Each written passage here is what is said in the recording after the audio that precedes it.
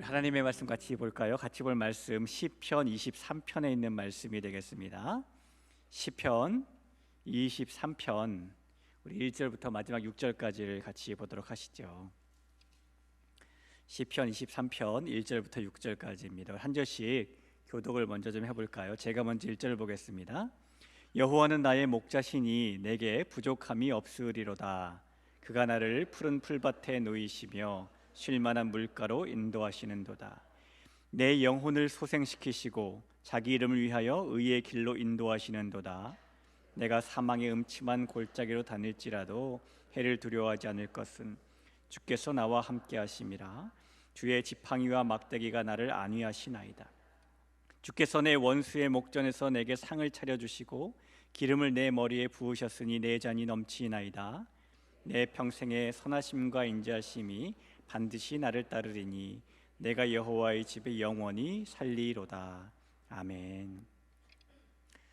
우리가 흔히 보는 이 자서전이라던가 회고록이라는 것들은 사람이 인생의 초년기가 아니라 인생의 말년기에 주로 쓰게 되는 편입니다. 자기 인생을 쭉 되돌아보면서 내 인생은 이랬구나 라는 걸 쓰는 게 이제 자서전과 회고록이 되겠죠. 이 성경학자들마다 조금씩 차이는 있지만 대부분의 성경학자들은 동일하게 이 시편 23편은 다윗이 인생의 초기가 아니라 말기에 썼던 시다라고 입을 모아 이야기를 합니다. 다윗이 자기 인생을 쭉 살은 후에 그동안 살아왔던 시간들을 하나하나 돌아보면서 그 시간을 회고하는 시간을 가지게 되었는데요. 그러면서 일종의 자서전을 짧은 시로 남기게 되었고 그것이 시편 23편이라는 것이죠. 여러분, 다윗이 시편 23편을 쓰면서 자기 인생을 좀 돌아보게 되었는데요. 인생을 어떻게 6줄로 딱 요약을 하겠습니까? 근데 6줄도 많다 생각해서 다윗이 정말 한 줄로 요약을 해봤대요. 그랬더니 다윗이 인생에 남았던 건 뭐였냐면 나에게 하나님은 어떤 분이셨냐라는 거였습니다. 그래서 다윗은 오늘 이 시편 23편에서 자기가 인생 속에서 만났던 하나님은 어떤 분이신지를 소개해주고 있어요. 자, 우리 이 다윗이 만났던 하나님은 어떤 분이셨을까라는 마음을 가지고 오늘 시편 23편을 다 같이 한번 소리내서 읽어봤으면 좋겠습니다. 우리 다 같이 한번 읽어볼까요? 읽습니다.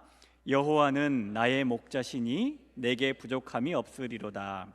그가 나를 푸른 풀밭에 놓이시며 쉴만한 물가로 인도하시는도다.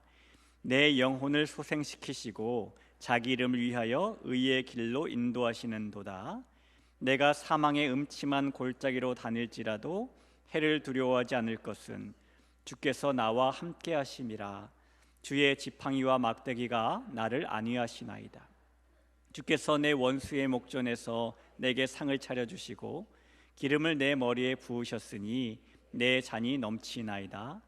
내 평생의 선하심과 인자심이 반드시 나를 따르리니 내가 여호와의 집에 영원히 살리로다. 아멘. 여러분, 우리가 이렇게 시편 23편을 읽어보니까 다윗이 만났던 하나님은 어떤 하나님이신 것 같으십니까? 자, 먼저 다윗은 하나님을 자신의 목자라고 말하죠. 1절에 이렇게 써 있습니다. 여호와는 나의 목자시니 내게 부족함이 없으리로다. 이 당시의 목자라는 사람들은 가축, 특별히 양을 치는 사람들을 말합니다. 따라서 여호와는 나의 목자라고 말하는 다윗은 지금 자기는 하나님께서 돌보시는 양이다라고 생각하고 있다는 것을 알 수 있겠죠. 여러분, 양에게 이 푸른 풀밭은 평안함으로 해서 꼭 필요한 것입니다. 양은 일반적으로 하루에 자기 몸무게의 2.5에서 3% 정도의 풀을 먹는다라고 해요. 보통 다 큰 순양 같은 경우에 체중이 160kg 정도가 나가는데요. 그런 양은 하루에 4.8kg의 풀을 뜯어 먹는 겁니다. 암양은 조금 더 가벼워서 암양은 다 크면 체중이 100kg 정도 되는데 암양도 하루에 3kg 정도의 풀을 뜯어 먹는 것입니다. 여러분, 3kg, 4.8kg 하니까 풀이 별로 많지 않을 것 같다라고 생각을 하시는데요. 이 풀이 3kg, 4.8kg이면 상당히 많은 겁니다. 우리가 마트에 가서 정말 요만한 마른 고사리 한 봉지 사면은 이게 보통 그램수가 100g이에요. 여러분 하루에 그 봉지를 30봉지, 48봉지 드실 수 있겠습니까? 많아서 못 먹습니다. 물려서 못 먹는 게 아니라 양이 많아서 못 먹어요. 그런데 양은 하루에 그만큼의 풀을 먹는 겁니다.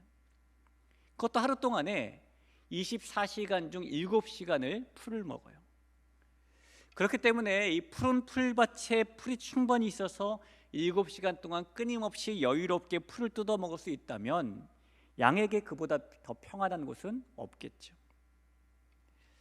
양에게 쉴 만한 물가도 역시 평안함으로 해서 꼭 필요한 곳입니다. 양이 품종마다 조금씩 차이가 있는데 더운 날씨가 되면 양이 하루에 먹는 물의 양이 10리터에서 14리터 정도가 됩니다. 여러분 보통 사람은 하루에 물을 얼마나 먹어야 된다고 많이 들으셨죠? 한 2리터 먹어야 된다고 말하죠. 2리터 배불러서 잘 못 먹지 않습니까? 어떤 의사분들은 2리터는 많고 음식을 통해서 섭취한 수분도 있으니까 1.5리터, 1리터라도 괜찮다고 말씀하시는데 보통 그렇게 알고 계셔요. 그래서 하루에 2리터를 마신다는 게 쉬운 일이 아닙니다. 그런데 양은 10리터에서 14리터를 마시니 정말 많은 물을 마시는 거죠. 이스라엘은 4월부터 10월까지 7개월 동안 덥고 건조한 기후예요. 11월에서 이듬해 한 3월까지 5개월은 온난하고 다습합니다.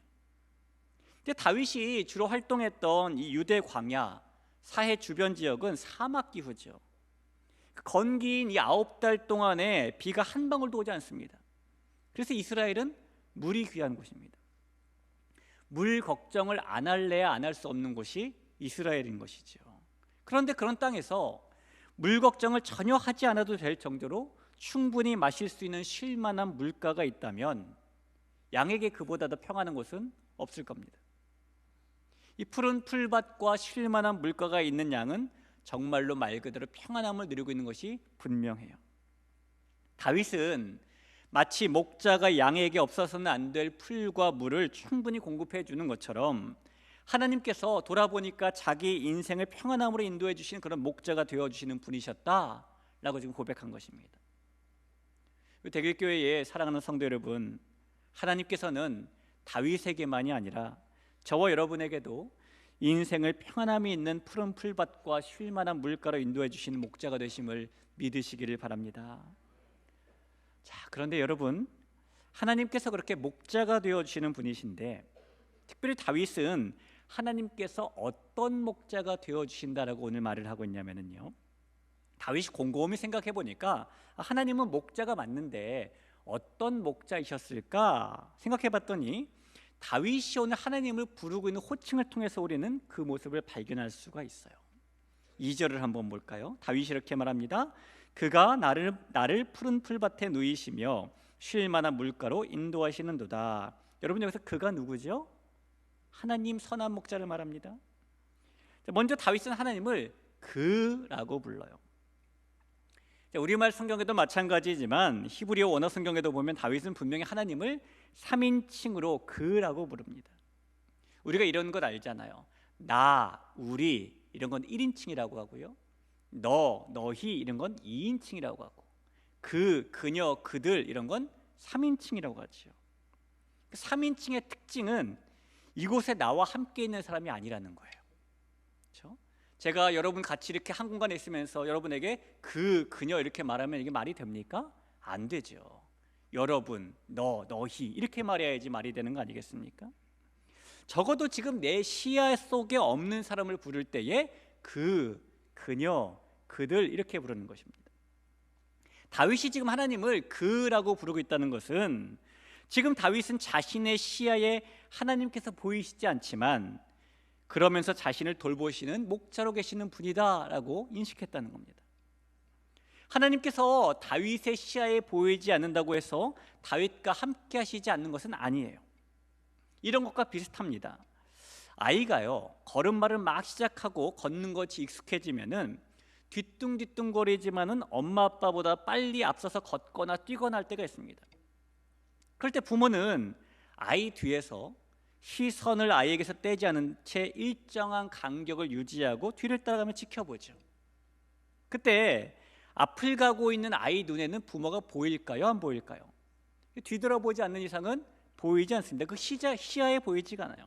그러나 그렇다고 해서 그 아이와 부모가 함께하고 있지 않는 것은 아니죠. 엄연히 뒤에서 함께 동행하고 있습니다. 아이가 안전하기 때문에 그 시야에서는 사라져 있지만 뒤에서 동행하고 있는 겁니다. 다윗은 하나님께서 그런 목자가 되신다고 지금 말하고 있는 겁니다. 여러분, 우리의 인생이 하나님의 인도를 따라서 풍성한 푸른 풀밭을 만나고 쉴만한 물가를 만날 때가 있지요. 그런 인생을 누릴 때에는 하나님께서는 다윗의 표현대로 그로 우리 시야에 안 보일 수도 있지만 여전히 동행하시며 우리를 인도해 주시는 선한 목자가 되어주시는 분이십니다. 하나님께서 지금 내 눈에 보이지 않는 것 같지만 여전히 뒤에서 동행해 주시며 우리를 인도해 주시는 목자이시고 앞으로도 우리를 푸른 풀밭으로 쉴만한 물가로 여전히 인도해 주신다는 것을 다윗의 고백을 통해서 믿으시길 다시 한번 부탁을 드립니다. 자, 그런데 여러분, 문제가 하나 있어요. 우리가 인생을 살다 보면 항상 푸른 풀밭만 만나고 쉴만한 물가만 만나고 사는 것은 아니라는 겁니다. 때로는 풀이 정말 한 포기도 없는, 마실 물이 한 방울도 없는 상황을 만나기도 하겠지요. 때로는 사망의 음침한 골짜기를 만나는 것이 우리의 삶의 모습입니다. 저는 주로 집돌이에요. 특별한 일이 없으면은 여기저기 돌아다니는 것을 별로 좋아하지 않습니다. 심지어 교회에서 휴가를 주셔서 저희 부부가 휴가를 가더라도 숙소에 가만히 있는 편이지 막 동네를 돌아다니거나 이런 편은 아니에요. 제가 그래서 주로 집돌이여서 많은 곳을 가보지 못했고 역시 가보지 않은 곳이지만 미국에 이 데스밸리 국립공원이라는 곳이 있습니다. 이 알래스카를 제외하고 미국 본토에서 가장 큰 국립공원이에요. 주로 이곳은 사막과 산과 협곡으로 되어 있는데요. 이 데스밸리 국립공원은 그 넓이가 13만 제곱킬로미터가 됩니다. 아주 광활하죠. 우리나라의 면적이 얼마냐면 약 10만 제곱킬로미터예요. 그러니 협곡과 사막으로 이루어진 국립공원 하나가 우리나라 면적보다 큰 겁니다.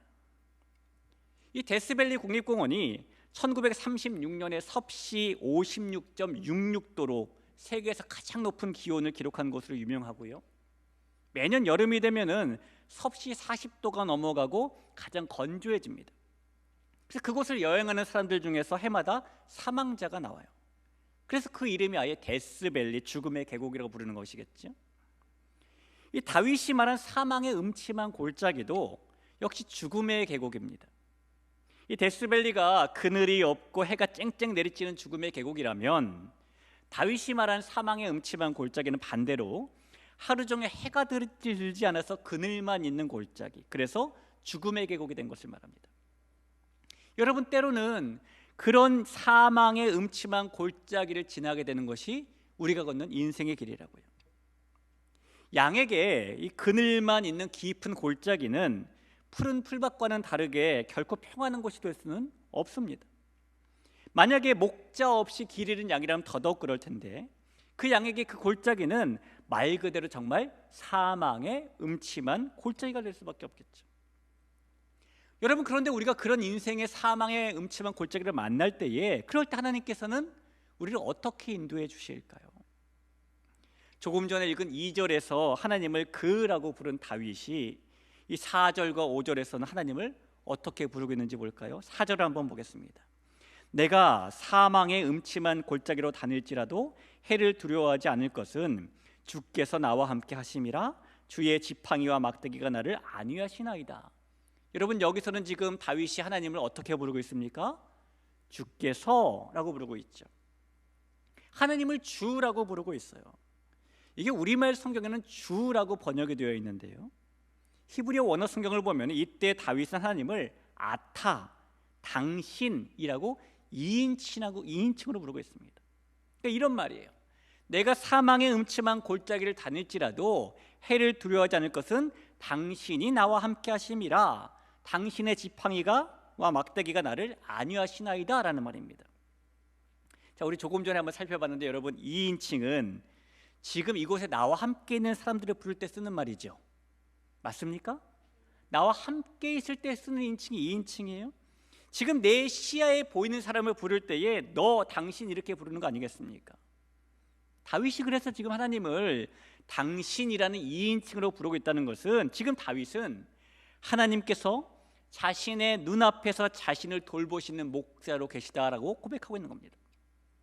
그러니 푸른 풀밭, 쉴 만한 물가에 있을 때에는 시야에 안 보이는 뒤에서 우리를 인도하신 그 하나님께서 우리가 사망의 음침한 골짜기를 만나게 될 때에는 우리의 눈에 보이시는 곳으로 한 걸음에 뛰어오셔서 우리를 돕고 인도해 주시는 분이시다라고 다윗은 말하고 있는 것이죠. 우리 사랑하는 성도 여러분, 우리 인생은 푸른 풀밭이 아니라 쉴 만한 물가가 아니라 사망한 음침한 골짜기가 있다는 것을 말씀드렸죠. 그럴 때 하나님께서는 이 다윗의 고백대로 우리 눈에 보이는 곳으로 한 걸음에 가까이 오셔서 우리와 동행해 주시고 우리 인생을 인도하시며 선한 목자가 되어주시는 그런 분이십니다. 우리를 푸른 풀밭 쉴 만한 물가에서 선한 목자로 인도해 주신 그 하나님께서 사망의 음침한 골짜기에는 우리를 그냥 모른 채 하시는 분이 아니라는 것을 꼭 믿으시기를 바랍니다. 하나님께서는 이 풀밭과 물가에서도 우리와 동행하시며 인도하시는 목자가 되어주시는 게 분명하지만, 특별히 사망의 음침한 골짜기에서는 우리에게 직접 손을 내밀어 주시며 우리를 돌보시는 그런 목자가 되심을 믿으시길 바랍니다. 그때는 그가 아니라 바로 내 옆에 계시는 당신으로 동행해 주신 하나님께서 여전히 오늘도 우리의 선한 목자가 되심을 믿으시기를 간절히 소원합니다. 자, 여러분, 하나님께서 우리에게 그런 목자가 되어주시는 분이시다라는 믿음을 가지고 우리 다시 한번 시편 23편을 다윗의 고백이 아니라 우리의 고백으로 한번 읽어볼까요? 자, 우리의 고백으로 한번 읽어봅니다. 읽습니다. 여호와는 나의 목자시니 내게 부족함이 없으리로다. 그가 나를 푸른 풀밭에 누이시며 쉴 만한 물가로 인도하시는도다. 내 영혼을 소생시키시고 자기 이름을 위하여 의의 길로 인도하시는도다. 내가 사망의 음침한 골짜기로 다닐지라도 해를 두려워하지 않을 것은 주께서 나와 함께 하심이라. 주의 지팡이와 막대기가 나를 안위하시나이다. 주께서 내 원수의 목전에서 내게 상을 차려주시고 기름을 내 머리에 부으셨으니 내 잔이 넘치나이다. 내 평생의 선하심과 인자하심이 반드시 나를 따르리니 내가 여호와의 집에 영원히 살리로다. 아멘.